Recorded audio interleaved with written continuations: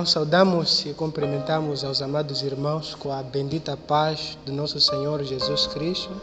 Daqui o Diácono Rema e mais uma vez estaremos aqui a olhar, nessa série da Páscoa. Particularmente estaremos aqui a enfatizar os eventos do sexto dia, o evento que corresponde à sexta-feira. A sexta-feira aqui é marcada principalmente pelo evento da crucificação do nosso Senhor e Salvador Jesus Cristo. Então, antes mesmo de começar, gostava aqui de convidar vocês a manifestarem nos comentários como é que está a ser essa série, o que é que vocês têm aprendido, qual é o feedback que vocês estão a ter. Então, vai ser muito importante da nossa parte nós termos esse feedback aí da vossa parte. Então, vamos proceder aqui com a leitura da Palavra de Deus, em Mateus capítulo 27, versículo 46, onde está escrito assim: E perto da hora nona, exclamou Jesus em alta voz, dizendo: Eli, Eli, lama sabachthani. Isto é, Deus meu, por que me desamparaste? Então, com essas palavras a gente percebe aqui o Senhor Jesus manifestando, um sentimento, no meio daquilo que era a crucificação. Em meio a todo aquele evento, Jesus manifesta essas palavras, palavras que são expressas debaixo de muita dor, muita agonia, muito sofrimento. Mas antes mesmo de focarmos nessa passagem, vamos procurar aqui entender quais são os eventos que encheram o dia da sexta-feira. Primeiramente, a gente percebe, pelas séries anteriores, pelos capítulos anteriores, pelos estudos anteriores, que na quinta-feira, que é o dia em que Jesus ele é preso, que é o dia em que Jesus é levado até ser apresentado, diante do Sinédrio, e ali Jesus ele é julgado, pelas autoridades religiosas, que a posterior levam ele, às outras instâncias. A gente percebe que Pedro é alguém que certamente havia seguido essa comitiva toda que estava ali participando da prisão de Jesus. Tanto é que Pedro havia declarado na Santa Ceia, quando Jesus falou que um de vocês haverá de me negar, Pedro disse que, olha, eu de forma alguma eu te negaria.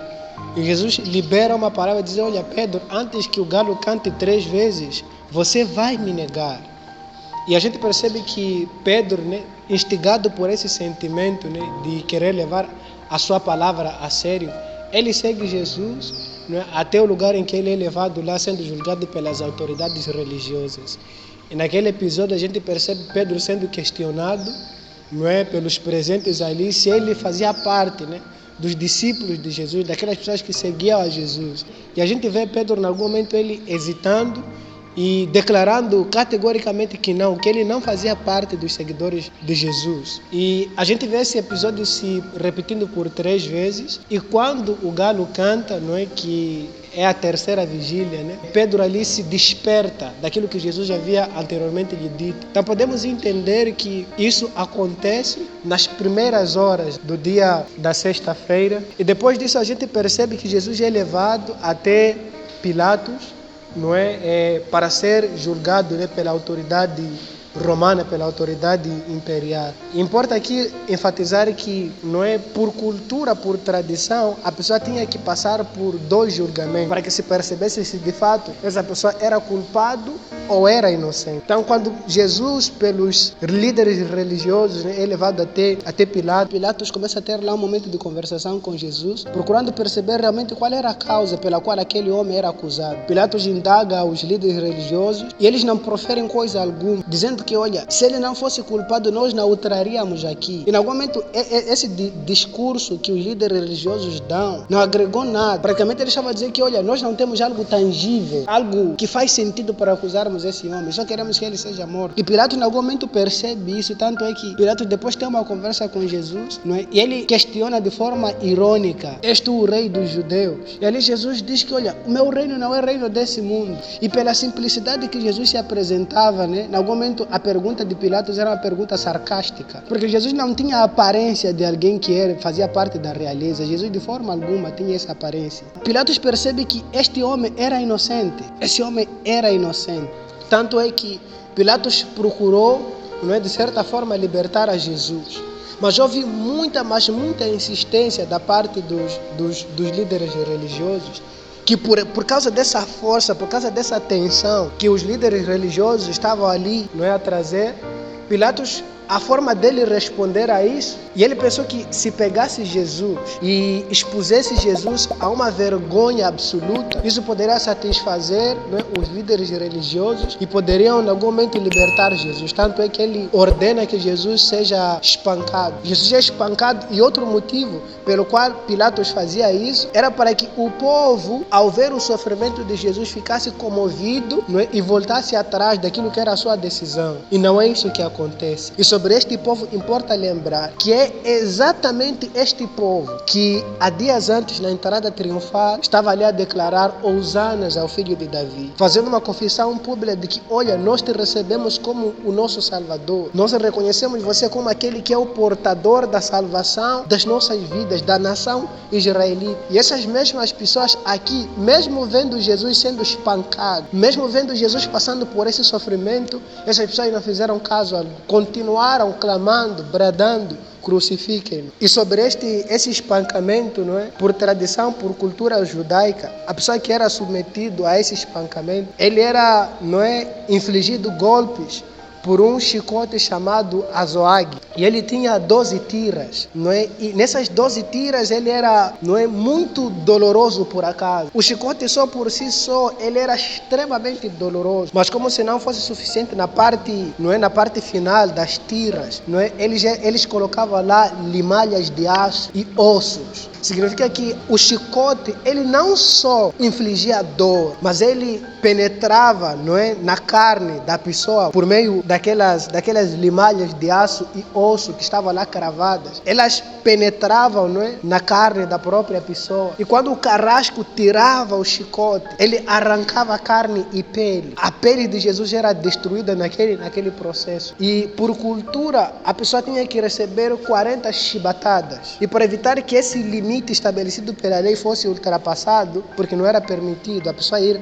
além disso. Então, para evitar que no processo de contagem se ultrapassasse esse número de 40, eles, por cultura, davam 39 chibatadas. E os carrascos romanos, eles meio que em algum momento faziam competição, né, para tentar perceber até quantos golpes a pessoa ali submetida àquela tortura haveria de sucumbir. Importa aqui enfatizar que não era lícito que um judeu, não é, ele caísse de joelho. Era algo inadmissível para um judeu se curvar diante, não é, de uma tortura, principalmente romana. Significava que ele estava a se prostrar, não é? Significava que ele estava a se submeter a um reinado que não fosse de Deus. Então, por causa dessa tendência, né, desse pensamento que os israelitas tinham, todos aqueles que eram submetidos ao processo de tortura, espancamento, né, os carrascos, eles tendiam a competir. Até que ponto esse israelita, esse judeu, vai resistir a ponto dele não sucumbir,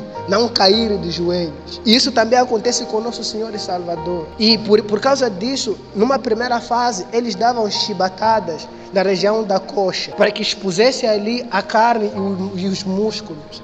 E nesse processo, a pessoa não conseguisse suportar ficar de pé, ela sucumbisse, ela caísse. Importa realçar que em cada chibatada, não só uma dor excruciante, insuportável, era infligida sobre a pessoa, como também, não é, aquelas limalhas de aço e osso, elas rasgavam a pele, penetravam na carne. E quando o carrasco puxava, a carne era exposta.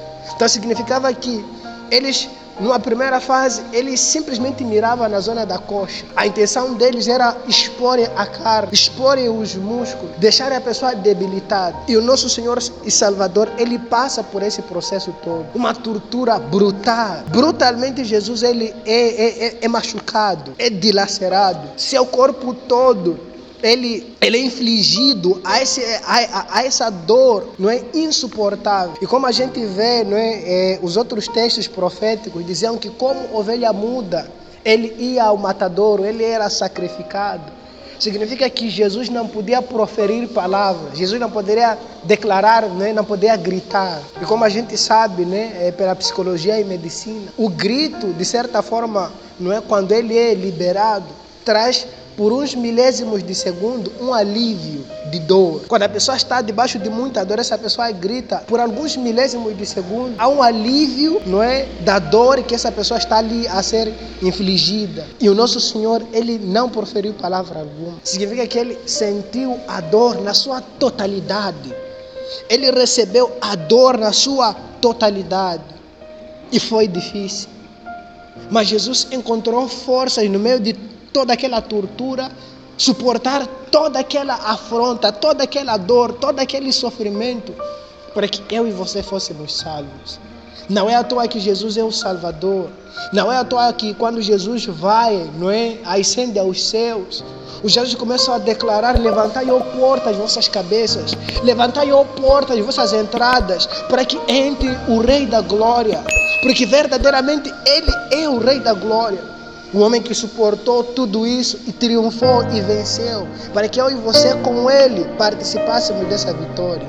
Não é à toa que os anjos dizem ao que está sentado no trono e ao Cordeiro de Deus que tira o pecado do mundo, Cristo Jesus, seja a honra, a glória, o poder, a majestade e o louvor, porque Ele conquistou, sim, a nossa adoração, o nosso louvor, não só o nosso, mas o dos anjos. Ele com certeza conquistou a adoração e o louvor.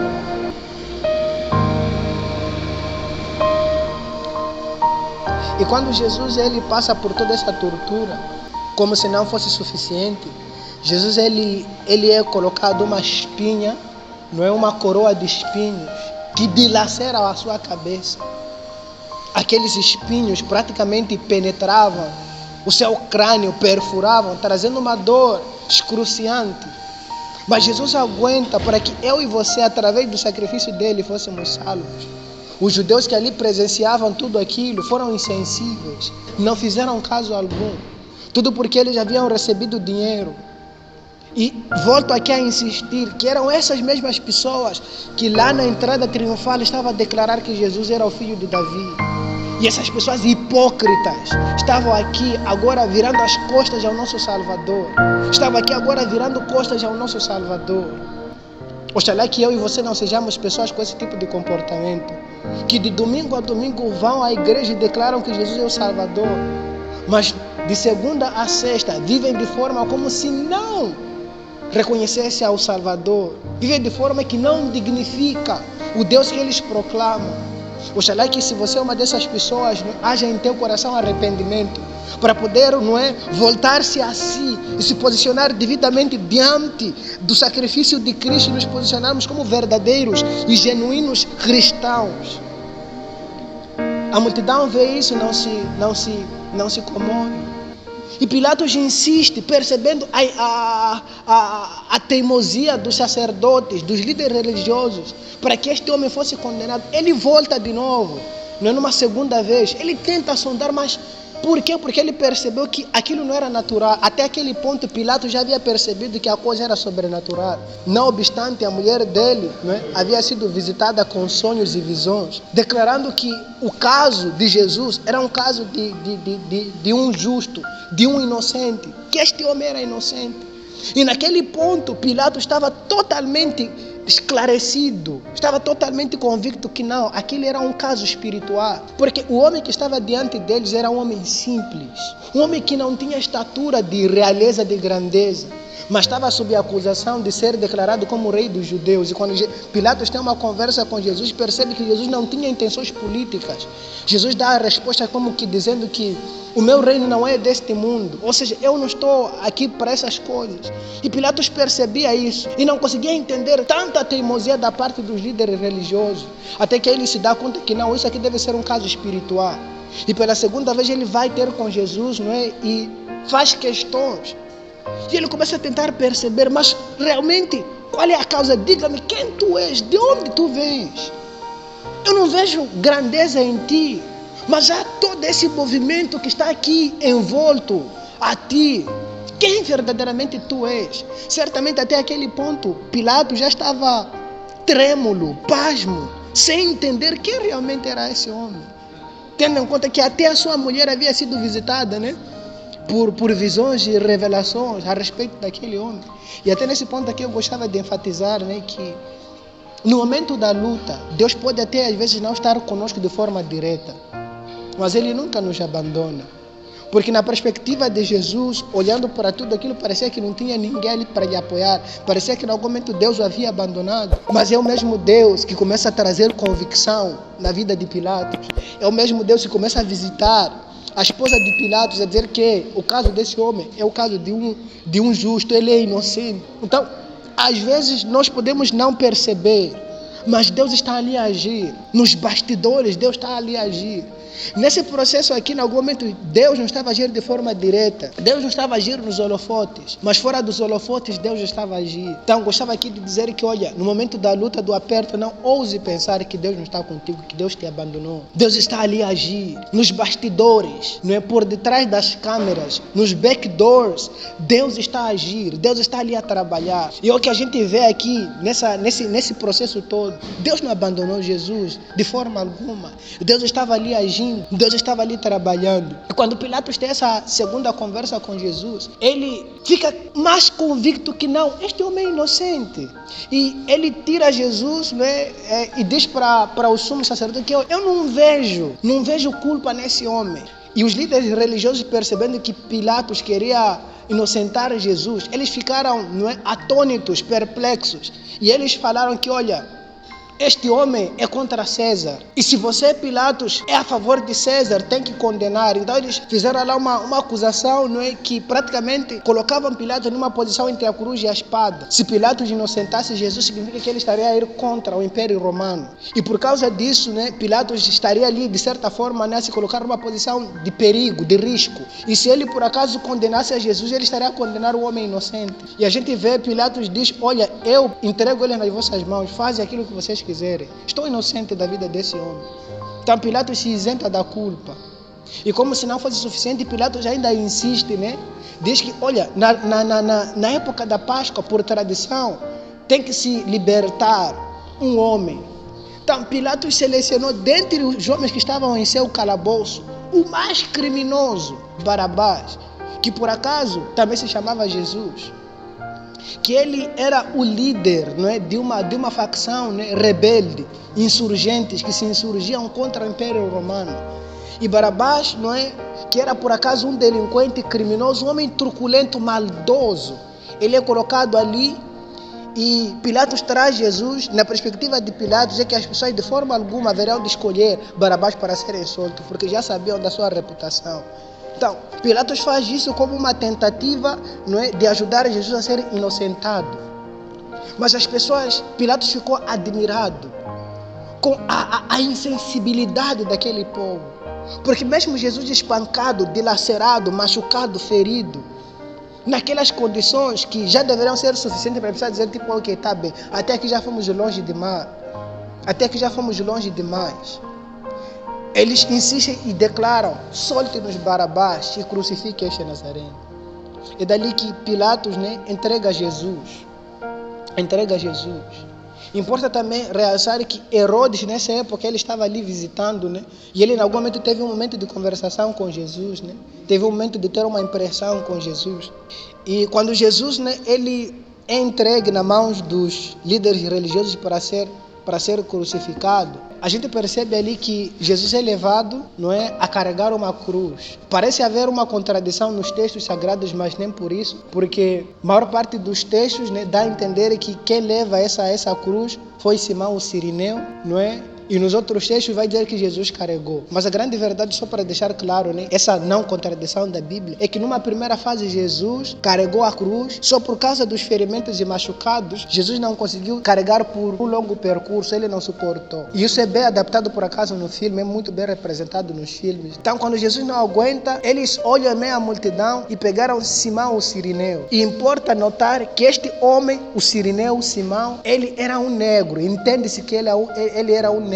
Então, em algum momento, essa atitude, né, de pegar esse Simão o Cirineu para carregar a cruz de Jesus era uma atitude até certo ponto, né, racista.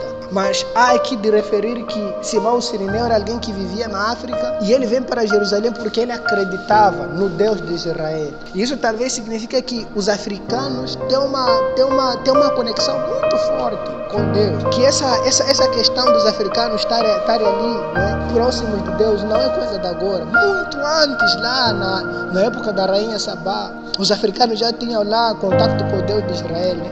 Para dizer que, não é, Deus sempre teve um propósito com os africanos. Deus sempre teve um propósito, né, com os negros. Tanto é que quem carrega a cruz de Jesus, não é alguém africano, não é alguém negro, é alguém que representa a africanidade. E Deus foi muito sábio, né, em colocar ali um africano, né, a carregar a cruz, né, para dizer que em algum momento, né, entendo eu profeticamente que Jesus já estava aqui a nos contemplar, né, nós africanos, que Jesus estava aqui a nos contemplar na vocação da salvação, né, que os africanos já estavam contemplados como aqueles que haveriam de transportar, que haveriam de carregar a cruz de Cristo, ou seja, seriam cristãos, haveriam de se comprometer com a cruz de Cristo, né?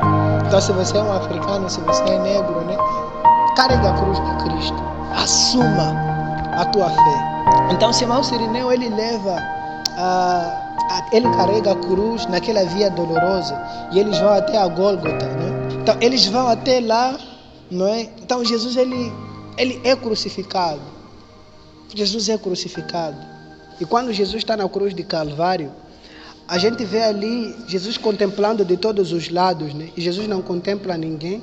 Praticamente todo mundo havia ali lhe abandonado, né? E a gente vê que naquele momento de dor, né? Jesus, quando olha para baixo, ele contempla ali algumas mulheres, né? Particularmente a sua mãe. Jesus olha e diz para o discípulo amado, nesse caso João, né? E diz para João: João, está aí a tua mãe. E diz para Maria: está aí o teu filho. Não é? E a Bíblia diz que depois disso, né, João e Maria foram para casa, né?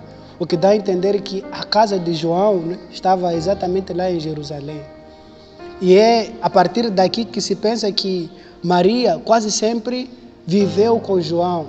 Tanto é que quando João vai para Éfeso, né, a Maria também vai para lá. A igreja de Éfeso, que por acaso foi liderada por Timóteo, né, se pensa que aquela igreja era uma igreja privilegiada porque foi fundada em algum momento por Paulo, não é? E estava a ser liderada por Timóteo.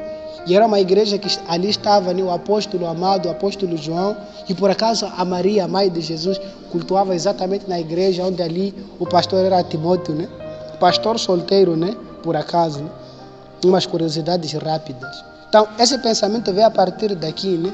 Dessa declaração de Jesus na cruz, né? Clarificando que Maria e João, neles, em algum momento, estavam ali juntos, né? Aqui mesmo na cruz, tiveram 2 homens ao lado de Jesus que por acaso eram ladrões. Se pensa que esses homens eram da facção de Barabás, né? Eram insurgentes que faziam parte do bando de Barabás, né? Então, eram homens que haviam sido presos, né, junto com Barabás. E por isso que aquela cruz, não é? Era a cruz de Barabás e não era a cruz de Jesus, né? Que aquela cruz que ali estava, né, que por acaso era preparado dias antes, não havia sido preparado para Jesus, havia sido preparado para Barabás. E alguns até pensam que no processo da crucificação, não é? Jesus ele era esticado, porque a cruz não era feito, não é, para um corpo igual a ele. E para que ele coubesse naquela cruz, Jesus Cristo tinha que ser esticado, né? Tinha que ser ali mutilado para que coubesse naquela cruz. Então, sofrimentos muito agoniantes, né, nosso Salvador teve que passar. E é ali quando um dos homens, né, diz para Jesus: olha, diziam que você é o Salvador, salve-nos então. E ele zomba. E o outro, né, tem aquela manifestação toda que nós já sabemos, que depois Jesus declara que, olha, verdadeiramente hoje tu estarás comigo no paraíso, né?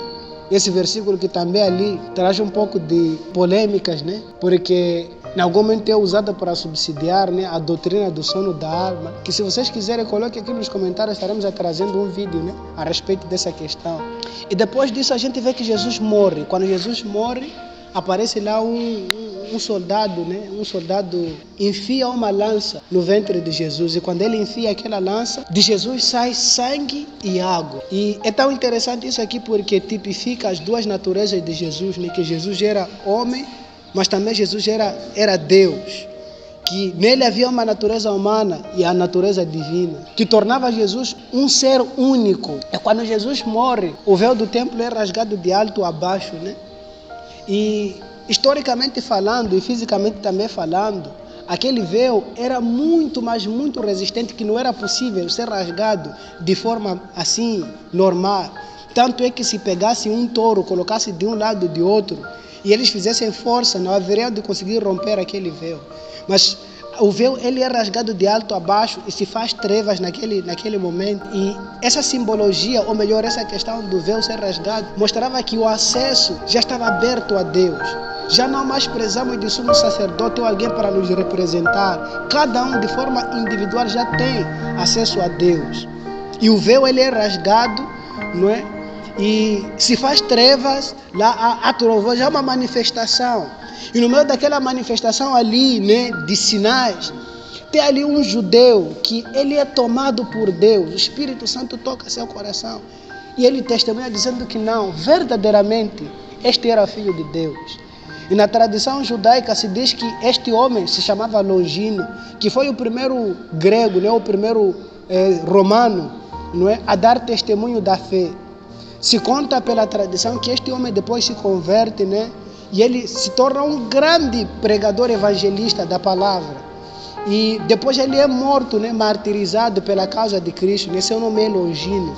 Este homem que declarou essas palavras, verdadeiramente esse é o Filho de Deus, né? Foi Longino. E a gente observa que depois que Jesus ele é crucificado, né? Isso já estava a aproximar lá, né? Ao entardecer, à noite. Então, as pessoas, os corpos não deveriam ficar lá porque o sábado já se aproximava. Então, eles deveriam tirar ali, né, os corpos das pessoas que estavam ali na cruz. E nesse âmbito a gente vê dois personagens, dois discípulos de Jesus, né, que em algum momento não apareciam muito, mas nesse momento se manifestaram, que é o José de Arimateia e Nicodemo, que eram por acaso os principados, né, príncipes, né, pessoas muito importantes na nação de Israel, mas eles eram discípulos, né? E esses discípulos eles não se manifestavam como os outros, mas nesse momento crucial eles se manifestaram, diferente dos outros, né, que sempre estavam com Jesus, que no momento do aperto negaram. Esses que nem sempre estavam com Jesus, no momento de aperto eles vieram.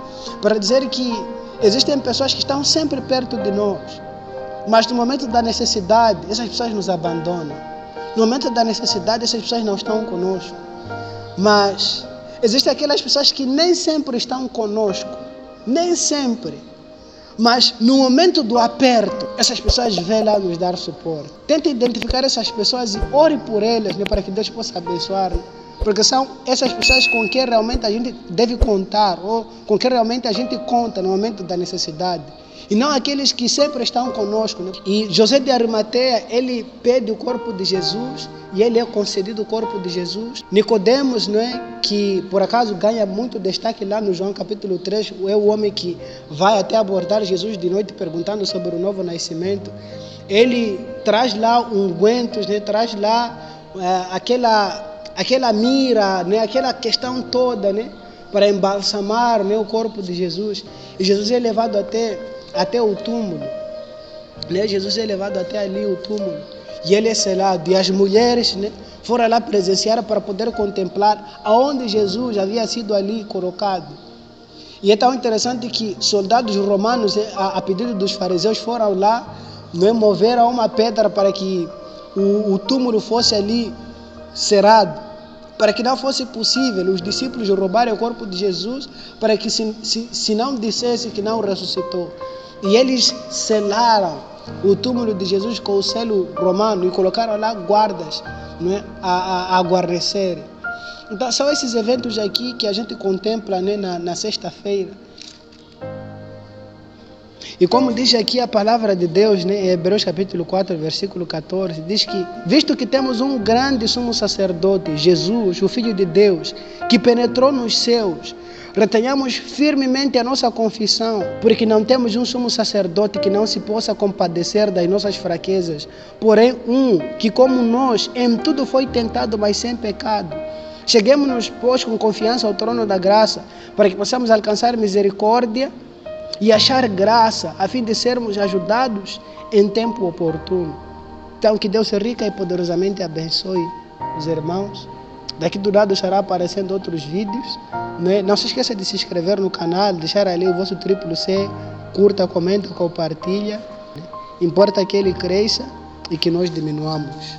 Only Jesus.